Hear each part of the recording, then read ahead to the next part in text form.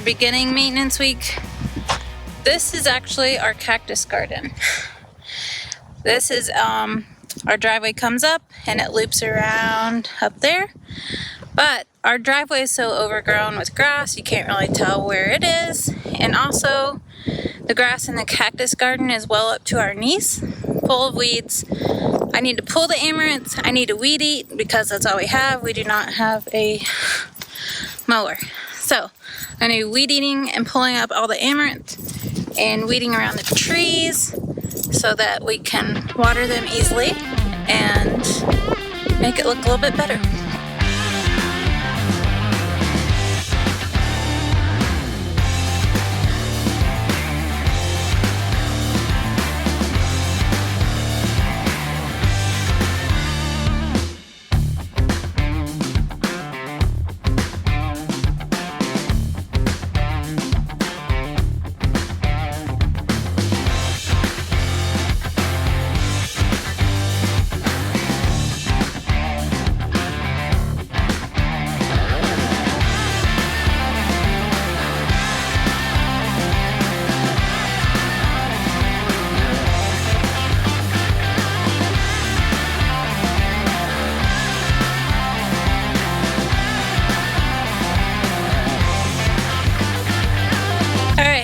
All that was just one tank of gas in the weed eater.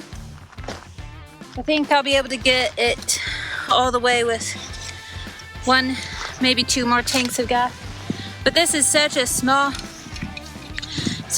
area, guys. It's taking so long. Thinking we need a lawnmower. But the cactus garden has so many little cactus in it. I kind of have to do this area with a weed eater anyway, because if you were just to like put a push mower or a riding mower through there, you would knock all of my cactus over. This really irritates Johnson's allergies, so I'm not sure how much more I can do. We'll see how he's doing when I get done.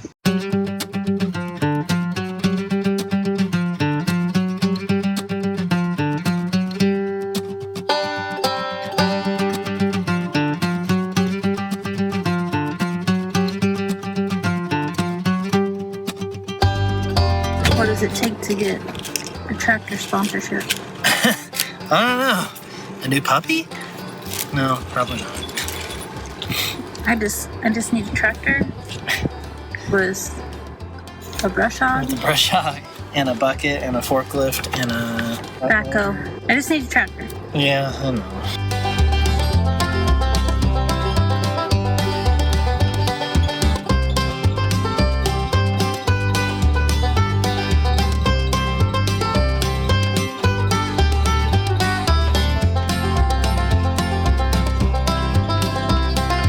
Alright, 3 hours later, the whole cactus garden driveway loop is done. But I think I can't do any more of that today. My hands are vibrating like crazy. We'll see what's next.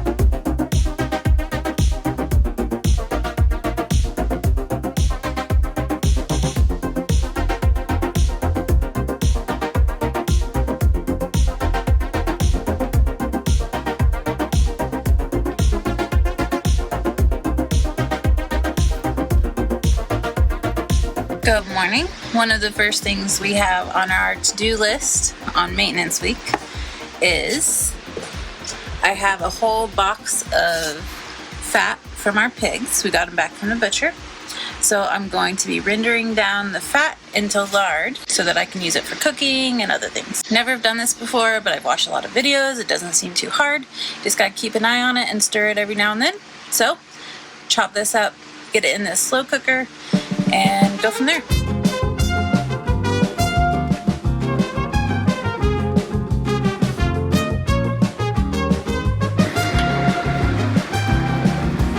Nine. Time to get up.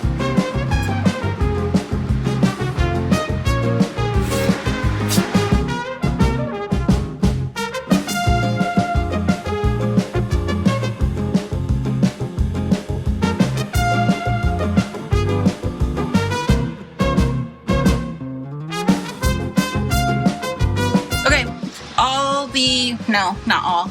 I made such a small dent in that box. There's so much fat. But the first batch is in here and ready to go. But we got a call. Very important delivery is here, so we gotta go pick it up. Of course, we can't go anywhere empty-handed, so I gotta take friends salsa and some of our pork. I think they'll like it.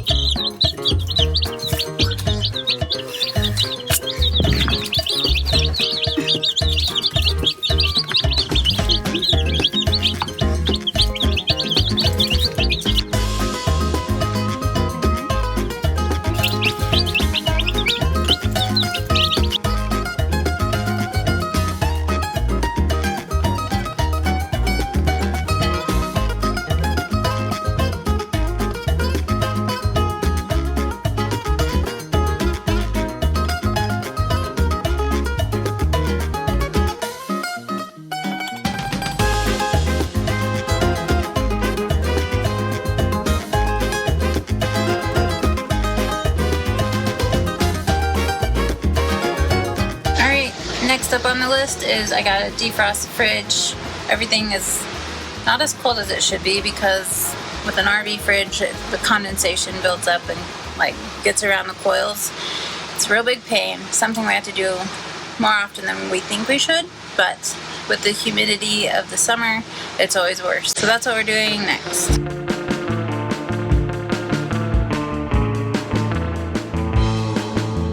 All right, it's emptied, but this is what it looks like. All that right there, all that I've got to thaw, and I could just leave the fridge open, but that takes a long time. So what I'll be doing is using our hairdryer. These are the fun things of living in an RV that nobody talks about.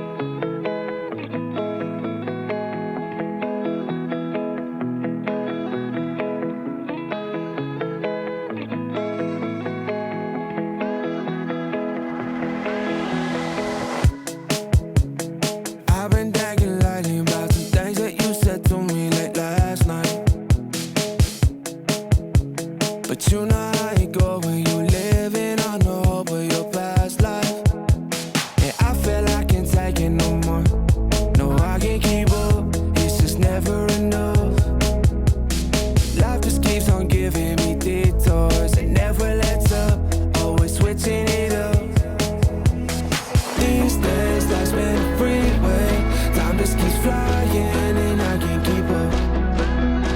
And they say I need to face things. I say I'm trying, but it's not enough. These days, life's been a freeway. Time just keeps flying and I can't keep up.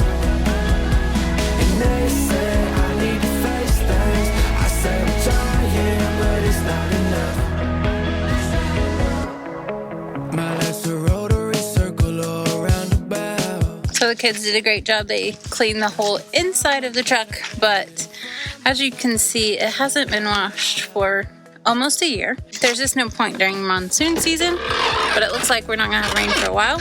So we're gonna head into town and at least spray it off, if not wash it. We'll see what we have time for. Ready? Sure. Are you gonna spray off the truck? Time just keeps flying and I can't keep up. And they say I need to face things. I say I'm trying, but it's not enough. These days, life's been a freeway. Time just keeps flying and I can't keep up. And they say I need to face things. I say I'm trying, but it's not enough. I'm getting older, so are people around me. The tide don't let up. I feel I'm surrounded. I'm getting older, so are people around me. The tide don't let up. Feel I'm surrounded. I'm getting older, so are people around me. The tide don't let up. I feel I'm surrounded. I'm getting older, so are people around me. The tide don't let up.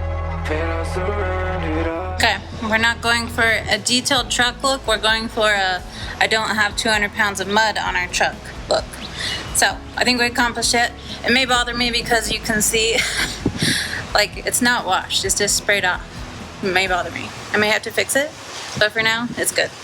We gotta go home. Today we are replacing the RV pump in our Airstream. Now we have had this pump for 7 years. It's been a really long time, and you may ask why we even need a pump in here, because we've got our pressurized system that's coming from the big tank over there.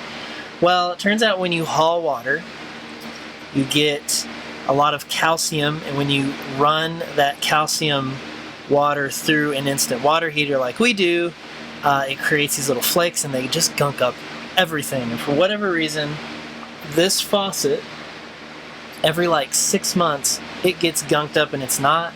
And the end of it, it's like inside the handle. And so what we do is we put some vinegar and some water in our fresh tank. We use the pump to pump it up, pressurize in the fittings, let it sit for a minute, and then it all comes through. But we haven't been able to do that for a while, and we've gotten to the point with this faucet where it's just a trickle, which is no good when you're trying to wash dishes. So I'm still not 100% sure that the pump is bad, but we've tried everything else, and so I got a new RV pump and we're switching it out. And hopefully this will work again.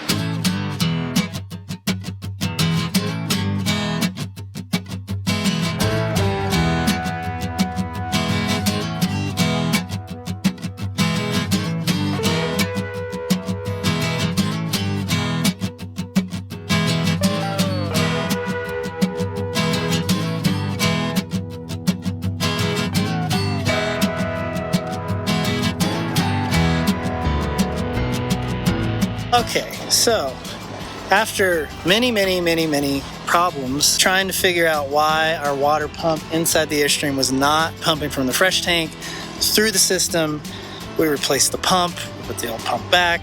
Like, there just wasn't any water moving. So finally we started trying to isolate the problem, and we got down to this piece, which is the hose that goes from the fresh tank right into the pump. And I didn't realize this, but apparently over time, the insides of these can collapse, and that's totally what had happened. I tried to get a video of this, but it's too small and you need to hit the light just right. But basically, when you look straight into this thing, it is almost completely closed up. So that is why no water was coming through the pump. So the original pump is back in, it works fine. We've run all the water through, we've cleared out the faucets. I'm gonna call this one done and move on. I should also mention that the hose going from the out part of the pump into the system also had issues, the rubber gasket, I don't know if you can see that, but it has swollen and deformed so much that I couldn't even get it onto the pump, and I had to go buy a new one. So if you have fittings like this and you've had them for a long time and you start having trouble, apparently these go bad. I didn't realize that. I've learned something new.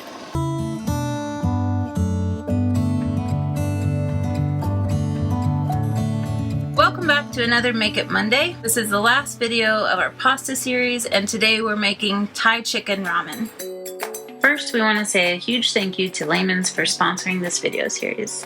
Today's dough is going to be a little different. We're making ramen noodles. For this dough, we'll be adding 2 cups of flour, 1 teaspoon of salt, 1 teaspoon of baking soda, half a cup of water, and 2 eggs. Stir it all together and get ready to begin kneading. As with most noodle recipes, you're going to be kneading this dough until it gets smooth and glossy. At this point, you can roll it out into a rectangle, put it in a plastic bag, and stick it in the fridge for a good 30 to 45 minutes. At this point, we can go ahead and prep the rest of the veg for our soup. We'll be cutting up carrots, red peppers, green onions, and garlic. Now that we have our veg cut up, it's time to get our pasta machine out. And if you still do not have a pasta machine, make sure you check out LEHMAN'S for this Atlas 150. If you remember last time we made pasta, we tried making spaghetti, and I rolled it all the way thin to the number 4 setting, and I had a lot of trouble with them sticking together. So this time I stopped at the number 3 setting, and I'm still having a little bit of trouble with them sticking together, but they're much easier to tear apart. So let me show you that process. I am really loving working with this ramen dough. It's just a different consistency with that baking soda in the mix. We're going to be rolling out our pasta just like we did before. Make sure you add flour every time you pass the noodles through the maker. Once you get up to the number 3 setting, it's time to pass that pasta through the spaghetti maker. If you have to separate the noodles, which you may need to, that's totally okay. Make sure you let them rest on a surface dusted with flour.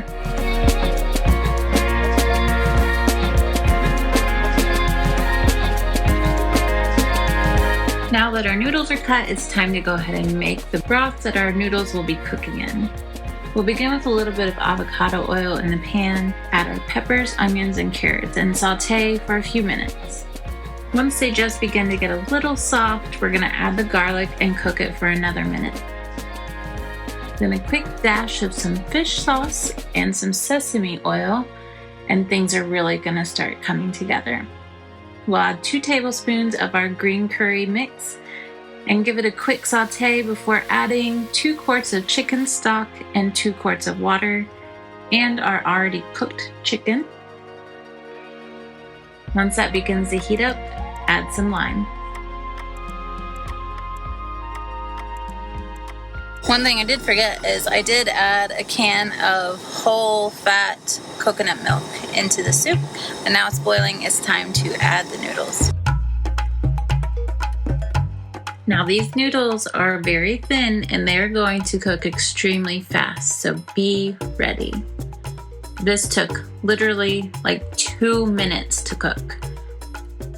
Once the noodles are fully cooked, go ahead and toss in some fresh cilantro and more green onion.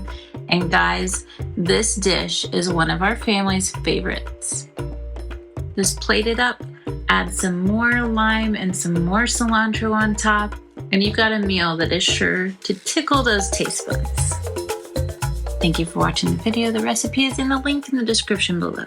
Jax is cleaning up bales of straw that got moved everywhere, and I gotta gas up the weed eater and tackle some more of that. Hair mostly covered because it gets everywhere, but we'll see how much we get done today.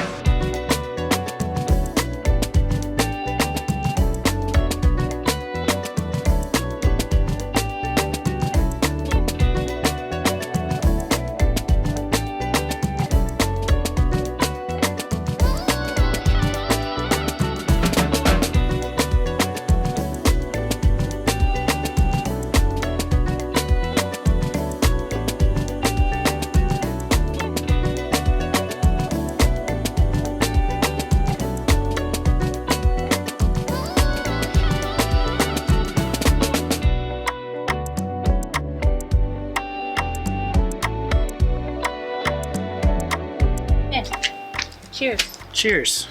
To a productive first day of maintenance week. Wow.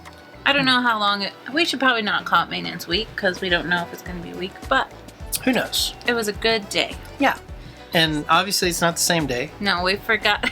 We were so busy throughout the whole day, we forgot to wrap up. Well, let me tell you about the first maintenance day because Oh. it was like the worst day for me because I was dealing with that water pump and nothing I did worked. And I literally, that's why I'm hardly in the video because I spent like all day messing with that stupid pump.